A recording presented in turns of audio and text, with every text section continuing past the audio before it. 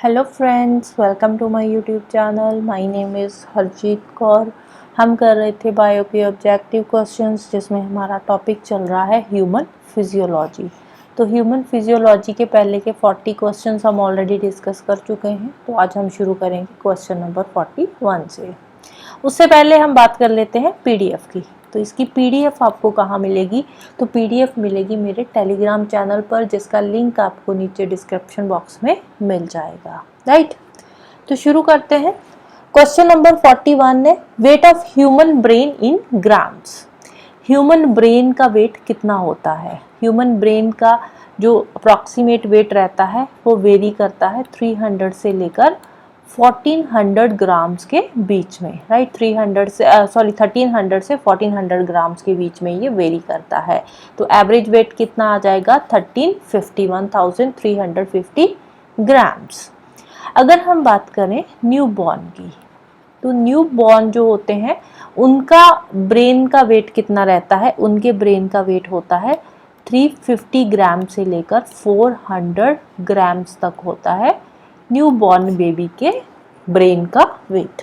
Right, next है normal temperature of human body on the kelvin scale.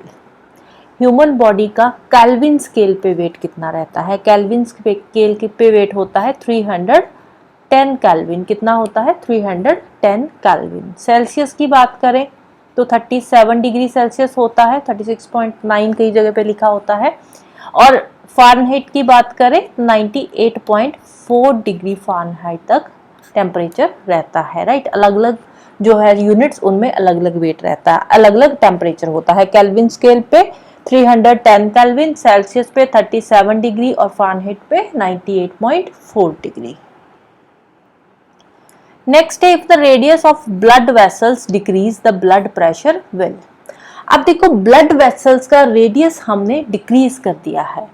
अब blood vessels पहले इस तरह से हैं, इनमें ब्लड फ्लो कर रहा है। अब इनका रेडियस अगर डिक्रीज हो जाएगा, मतलब पहले ये इतना जगह थी ब्लड के फ्लो के लिए, अब यहाँ पे स्पेस कम हो जाएगी अगर रेडियस हम डिक्रीज कर देंगे। तो उससे क्या है? अब देखो, तो ब्लड है, ब्लड तो उतना ही फ्लो करेगा ना जितना है, हार्ट जितना पंप कर रहा है उतना ही फ्लो करेगा। लेकिन अगर ब्लड वेसल्स का रेडियस कम हो जाएगा तो उससे क्या होगा? उससे जो ब्लड का प्रेशर है ना वो इंक्रीज हो जाएगा। राइट, तो इसमें ब्लड का प्रेशर इंक्रीज हो जाएगा जब ब्लड वेसल्स का रेडियस डिक्रीज होगा। नेक्स्ट है number of spinal nerve. Number of spinal nerves, total spinal nerves कितनी होती है? तो हमारे अंदर जो टोटल स्पाइनल नर्व्स होती है हमारी स्पाइन में, तो ये होती है 31 पेयर्स।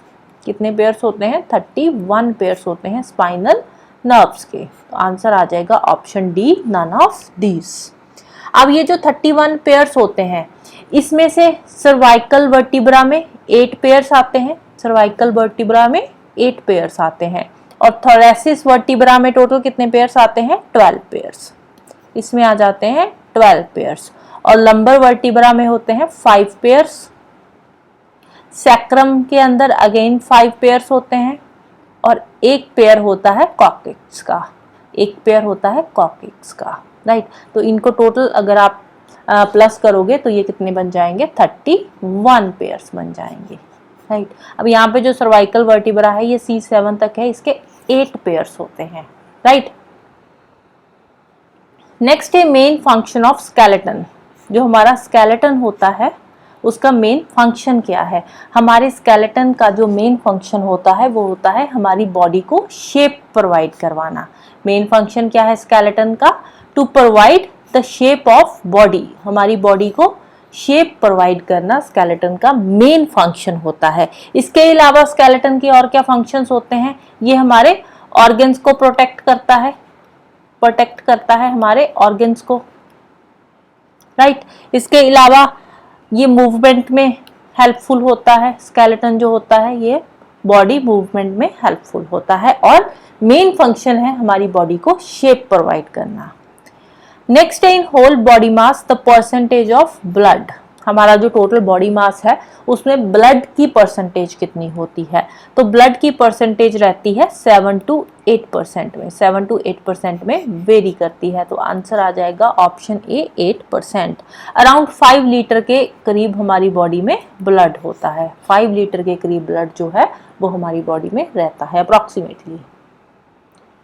नेक्स्ट है बाय ईईजी। ईईजी क्या है? इलेक्ट्रोइंसेफेलोग्राम। ईईजी की फुल फॉर्म क्या है?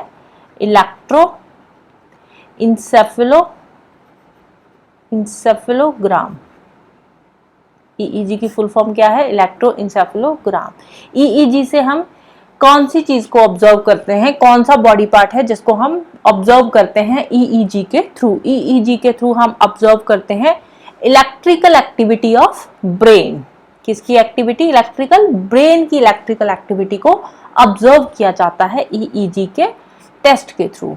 जैसे ईसीजी होता है, इलेक्ट्रोकार्डियोग्राफी, तो उसमें हम हार्ट बीट को चेक करते हैं ईसीजी के थ्रू, तो ईईजी के थ्रू हम देखते हैं electrical activity of brain. Next है number of valve found in the human heart. Human heart में टोटल नंबर ऑफ वेल्व्स कितने होते हैं? तो 4 होते हैं। कौन कौन से? Aortic valve, pulmonary valve, tricuspid valve and mitral valve. ये 4 वेल्व्स होते हैं हमारे हार्ट में। अब वेल्व्स का मेन फंक्शन क्या होता है? सो दैट कि जो ब्लड है, ब्लड का बैकवर्ड फ्लो ना हो, तो बैकवर्ड फ्लो रोकने के लिए ये वेल्व्स जो है ये हमारी बॉडी में काम करते हैं, हमारे हार्ट में काम करते हैं। नेक्स्ट है alpha keratin is a protein present in. Alpha keratin ये एक प्रोटीन है जो कि हमारी स्किन में प्रेजेंट होती है। अल्फा कैराटिन क्या है? ये एक प्रोटीन है जो हमारी स्किन में प्रेजेंट होती है और ये हेयर ग्रोथ में हेल्पफुल होती है, जो हमारे नेल्स होते हैं उनके लिए रिस्पॉन्सिबल रहती है। नेक्स्ट है match list 1 with list 2। List 1 में दे रखे हैं हार्मोन्स। लिस्ट 1 में क्या दे रखा है?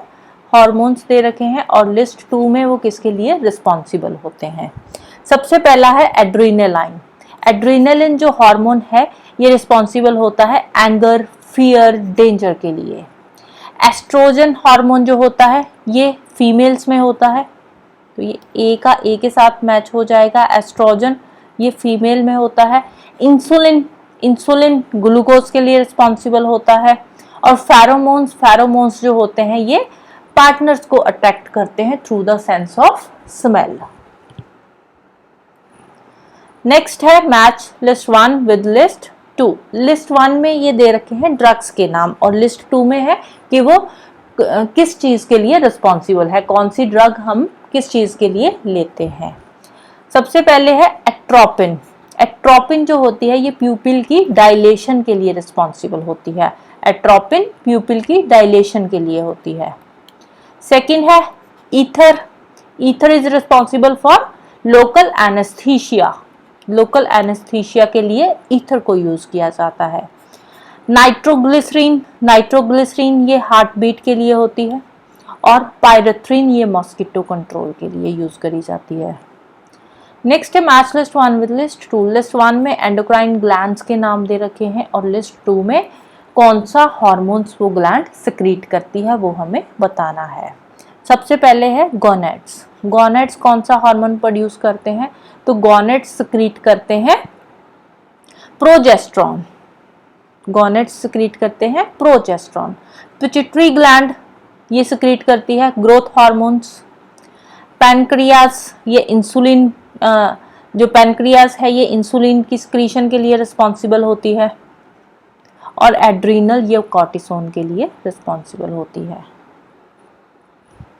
नेक्स्ट है with reference to human body consider the following statements. First statement क्या है? The production of somatotropin goes up when person exercise. Somatotropin क्या है? सोमैटोट्रोपिन हार्मोन्स है। जब कोई पर्सन एक्सरसाइज करता है तो सोमैटोट्रोपिन जो है ये ज़्यादा सिक्रेट होते हैं, इनकी प्रोडक्शन बढ़ जाती है। सोमैटोट्रोपिन क्या है? ये बच्चों में ग्रोथ हार्मोन्स होते हैं, ये बच्चों के ग्रोथ हार्मोन्स है, बच्चों की ग्रोथ के लिए ये रिस्पॉन्सिबल होते हैं सोमैटोट्रोपिन्स। तो जब कोई पर्सन एक्सरसाइज करता है तो सोमैटोट्रोपिन्स जो है इनकी सिक्रीशन बढ़ जाती है। तो फर्स्ट वाली स्टेटमेंट राइट है। सेकेंड है men's testis produce progesterone. Men's testes progesterone produce नहीं करते, ये टेस्टोस्टेरॉन प्रोड्यूस करते हैं। क्या प्रोड्यूस करते हैं? Testosterone, right. Women's adrenal gland secrete testosterone, women's adrenal gland जो है ये टेस्टोस्टेरॉन प्रोड्यूस नहीं करती, ये कॉर्टिसोल प्रोड्यूस करती है, एड्रीनल लाइन प्रोड्यूस करती है, राइट। एड्रीनल लाइन सिक्रीट करती है, कॉर्टिसोल सिक्रीट करती है। तो थर्ड वाली स्टेटमेंट अगेन रॉन्ग है। फोर्थ क्या है? Stress causes the adrenals to release very less amount of cortisol than usual. अब जब स्ट्रेस बहुत ज़्यादा बढ़ जाता है तो उससे क्या है, उससे जो एड्रीनल्स होते हैं वो कॉर्टिसोल्स लेस अमाउंट में प्रोड्यूस करते हैं। ये वाली स्टेटमेंट राइट है। तो आंसर आ जाएगा ऑप्शन डी 1 एंड 4। नेक्स्ट है with reference to normal human beings consider the following statements. First है in response to the presence of HCl secretion is produced from the duodenum। HCl की जो secretion होती है वो duodenum से होती है। ड्यूडेनम कहाँ पे होता है? ये स्मॉल इंटेस्टाइन का पार्ट है। Duodenum is the part of small intestine, right. Next है सेकंड स्टेटमेंट। फर्स्ट वाली स्टेटमेंट बिल्कुल राइट है। सेकंड स्टेटमेंट क्या है? Enterogastrone is produced in small intestine. Enterogastrone small intestine में प्रोड्यूस होता है in response to the presence of fatty acid. तो बिल्कुल सही स्टेटमेंट है सेकंड वाली भी, इंटेरोगैस्ट्रॉन स्मॉल इंटेस्टाइन में ही प्रोड्यूस होता है। तो आंसर आ जाएगा option D both 1 and 2। Next है असर्शन रीजन की स्टेटमेंट है। असर्शन क्या है? All the proteins in our food are digested in small intestine only. अब यहाँ पे ओनली आ रहा है इसलिए ये स्टेटमेंट रॉन्ग है, क्योंकि जो प्रोटीन्स होते हैं हमारी फूड में, हमारे फूड के अंदर जो प्रोटीन्स होते हैं उनकी जो डाइजेशन होती है वो स्टमक और इंटेस्टाइन दोनों के अंदर होती है। स्टमक में भी इसकी डाइजेशन होती है, तो डाइजेशन के लिए स्टमक रिस्पॉन्सिबल भी है और इंटेस्टाइन भी रिस्पॉन्सिबल है। तो असर्शन वाली स्टेटमेंट यहाँ पे रॉन्ग हो जाती है। सेकेंड रीजन वाली स्टेटमेंट क्या है? The protein digesting enzymes from pancreas are released into small intestine. तो सेकेंड वाली स्टेटमेंट बिल्कुल राइट है। रीजन वाली, जो प्रोटीन डाइजेस्टिंग एंजाइम्स होते हैं ना, ये पैनक्रियाज रिलीज करता है स्मॉल इंटेस्टाइन के अंदर, राइट। तो A is false but R is true. Answer आ जाएगा ऑप्शन डी। नेक्स्ट है the vitamin which is water soluble and generally excreted in urine. अब जो वाटर सॉल्यूबल विटामिन है कौन से हैं? 2 विटामिन है water soluble, B and C. 2 vitamin water soluble होते हैं, vitamin B and vitamin C. और जो विटामिन सी है ये वाटर सॉल्यूबल भी है और ये यूरिन के थ्रू एक्सक्रीट भी होता है, राइट। अब इसके अलावा जो बाकी के विटामिन है, विटामिन ए हो गया, डी हो गया, ई हो गया, के हो गया, ये चारों के चारों विटामिन जो है ये है फैट सॉल्यूबल। ये चारों विटामिन कौन से हैं?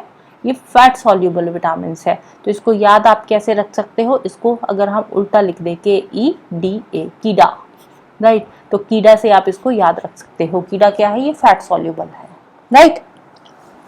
नेक्स्ट है विच one of the following is not an enzyme. इनमें से एंजाइम कौन सा नहीं है? तो ऑक्सीटोसिन जो है ये एंजाइम नहीं है। ये क्या है? ऑक्सीटोसिन एक हार्मोन है। ऑक्सीटोसिन क्या है? ये एक हार्मोन है, एंजाइम नहीं है। नेक्स्ट है असर्शन रीजन की स्टेटमेंट है। असर्शन क्या है? A person with diabetes insipidus feels thirsty. अब जो डायबिटीज इंसिपिडस होती है इसमें क्या होता है? इसमें वाटर इम्बैलेंस हो जाता है। हमारी बॉडी में क्या होता है? वाटर इम्बैलेंस हो जाता है।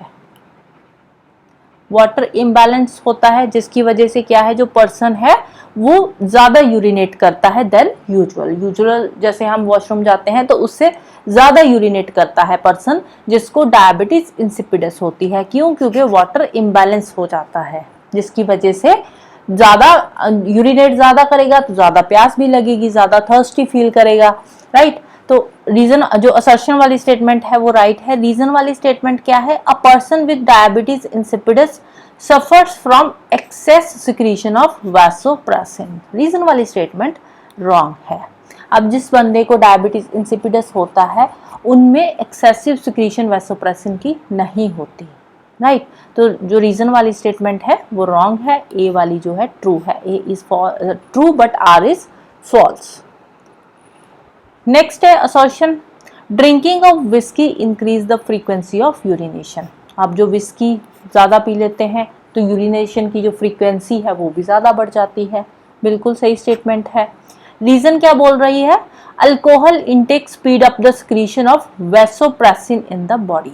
अब देखो, जो वैसोप्रेसिन की सिक्रीशन अगर बढ़ेगी तो उससे क्या है, उससे फ्रीक्वेंट यूरिनेशन होती है। तो रीज़न वाली स्टेटमेंट भी बिल्कुल राइट है, क्योंकि अल्कोहल इंटेक से वैसोप्रेसिन की सिक्रीशन बढ़ती है। वैसोप्रेसिन की सिक्रीशन बढ़ेगी तो यूरिनेशन की फ्रीक्वेंसी भी बढ़ेगी। तो आंसर आ जाएगा option A, both A and R are true and R is the correct explanation of A. Next question है, in human body which one of following hormones regulate blood, calcium and phosphor. Human body के अंदर कौन से hormones है जो blood, calcium and phosphate को regulate करते हैं? ब्लड, कैल्शियम और फॉस्फेट की रेगुलेशन के लिए रिस्पॉन्सिबल होते हैं पैराथायरॉयड हार्मोन्स। कौन से हार्मोन्स है? Parathyroid hormones, right? So that's all for today. Hope you like this video. Thank you. Bye bye and have a nice day.